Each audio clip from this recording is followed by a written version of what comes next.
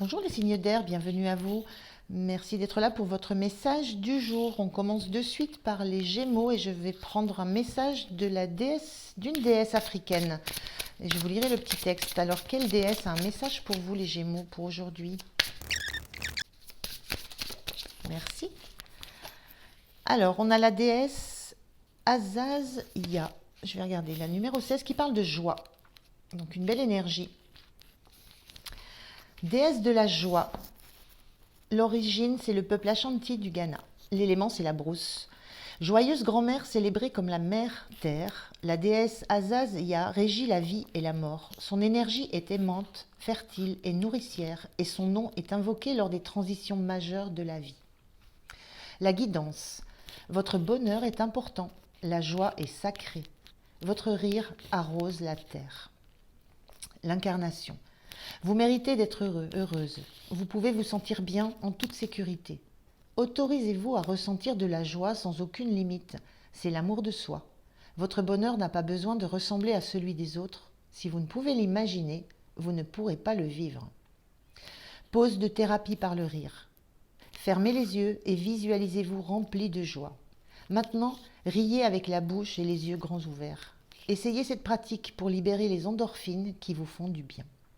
La déclaration de la déesse, je me sens moi-même quand je suis heureux, heureuse. Voilà les Gémeaux, bonne journée à vous. C'est à vous les balances, on va regarder quelle est la déesse qui va avoir un message pour vous. Quelle est la déesse africaine qui a un message pour vous?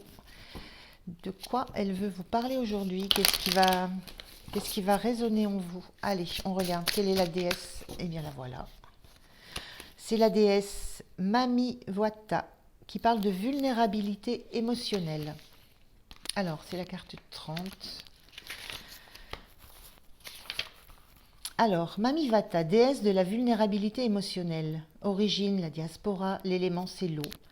Mami Wata et ses sœurs vivent dans la rivière Ikpoba à Benin City au Nigeria, mais l'ancienne déesse sirène a son propre panthéon mondial. Mami Wata influence les émotions et offre à ses adeptes des pouvoirs de voyance et de guérison. La guidance.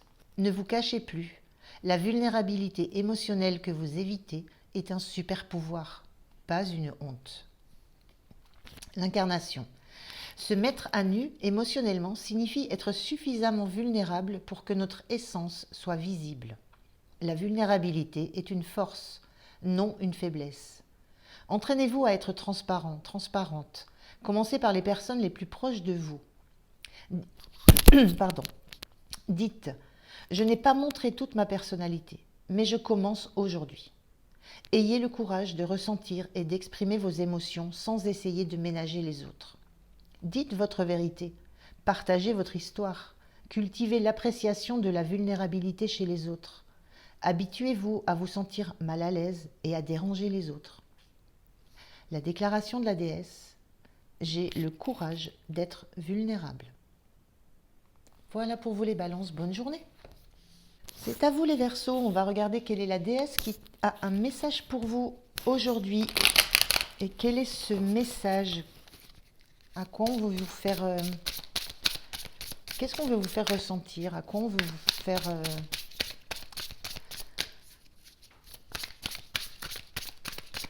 réagir peut-être? Allez, quelle est la déesse? La voilà. On a la déesse... alors ça doit être Mamlambo qui parle d'auto-sabotage. Alors la carte 24. Alors, que nous dit cette déesse? C'est Mamlambo. Ombre de l'auto-sabotage. L'origine de cette déesse, le peuple zoulou, son élément la brousse.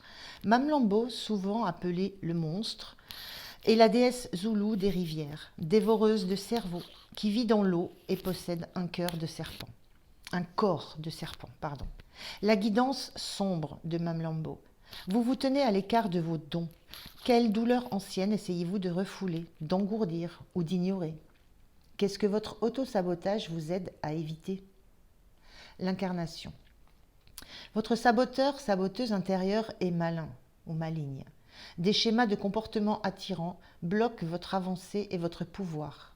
Les distractions, les addictions, les fringales et les habitudes malsaines ne vous permettront pas d'atteindre le meilleur de vous-même. Votre harceleur intérieur est la voix qui vous dit que vous avez tout gâché, la partie de vous qui est jalouse, la colère dont vous ne savez que faire, votre procrastinateur intérieur coincé dans l'inaction et vos choix relationnels toxiques. Arrêtez de vous terroriser avec des résolutions non tenues. Choisissez plutôt la dévotion à votre voix. Quelle action inspirée pouvez-vous entreprendre aujourd'hui? La déclaration de la déesse: j'ai de la compassion pour moi-même. Voilà pour vous les Verseaux. Je vous souhaite une belle journée.